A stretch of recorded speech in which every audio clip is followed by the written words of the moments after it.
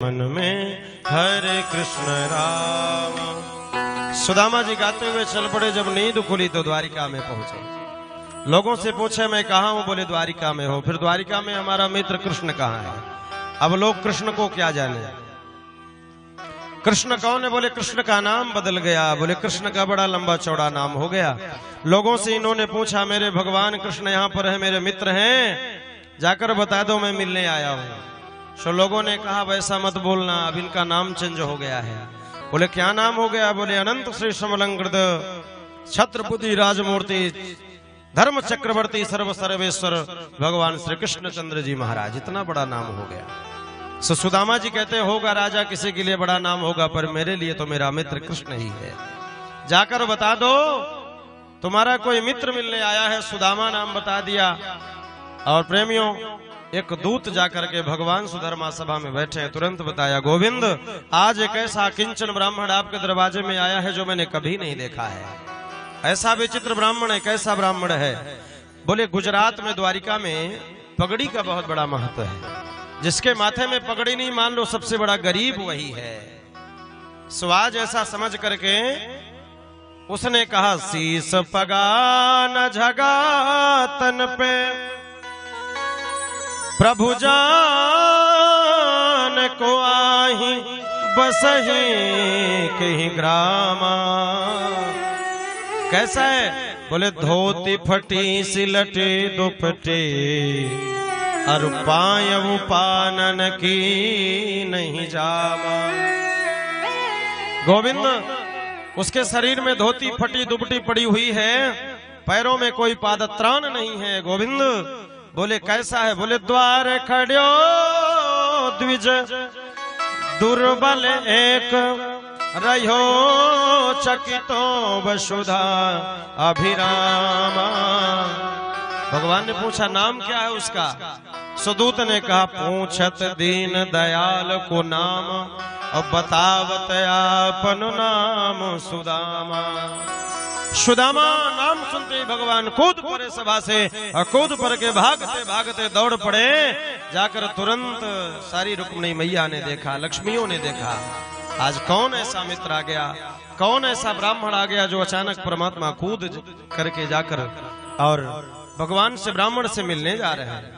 सो जैसे भगवान कूद कर तुरंत गए, सुदामा को गले से लगा लिया परमात्मा ने और सुदामा को गले से लगाकर भगवान तुरंत लेकर आए हैं। और जिस सिंहासन पर परमात्मा विराजमान है अपने बगल में बिठाया है कृष्ण जी को। सुदामा को बगल में बिठाकर मानो भगवान सुदामा से कहते हैं ऐसे बेहाल बेबायन छो पग कंटक जाल लगे पुनि जोए और हाय महादुख पाए सखा तुम आए तय न किते दिन खोए।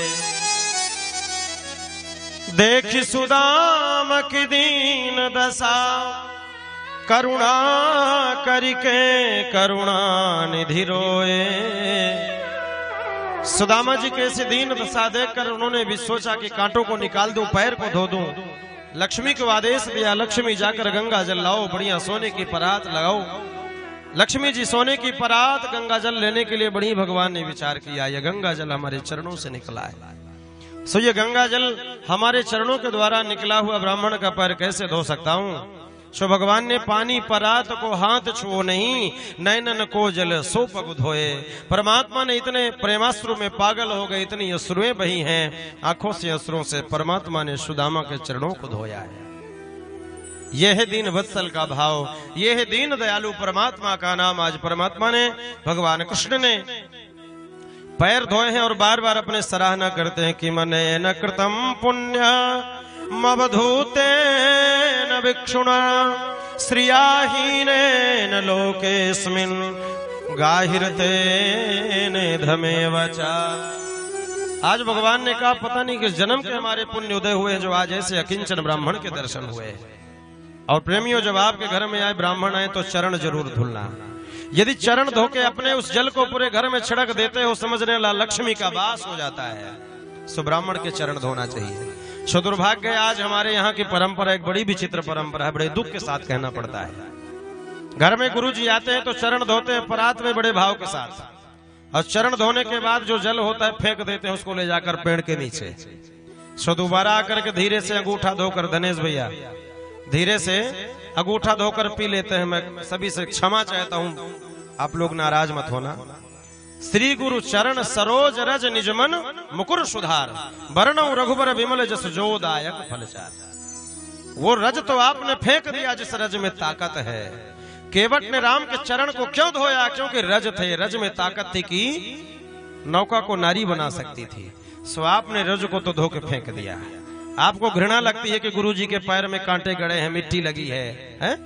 आज के बाद में निवेदन है आप सभी से, आपके घर में गुरुजी आए तो पैर मत धोना, और धोना तो चरण रज को पीना जो पहली बार चरण धोया जाता है, चाहे उसमें मिट्टी लगी हो, चाहे पत्थर लगा हो, चाहे कंकड़ लगा हो।